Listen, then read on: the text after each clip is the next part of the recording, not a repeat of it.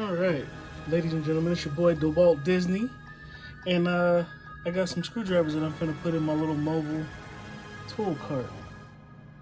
I got these because they were magnetic tips, and you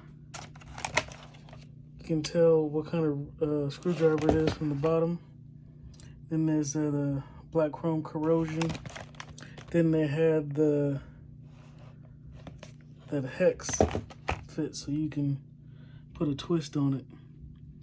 And then I went ahead and got this ratcheting telescoping screwdriver. We'll see how that feels when I pull it out.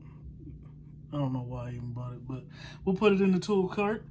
And then these are what I really wanted. Or these big mamma jammas right here. And you can strike these. So yeah, I'm finna pop these open and then put them in my tool cart, man, and I will show you what it looks like. All right, yeah. All right, what do you guys think? You think that's a good layout? I'm thinking that might work.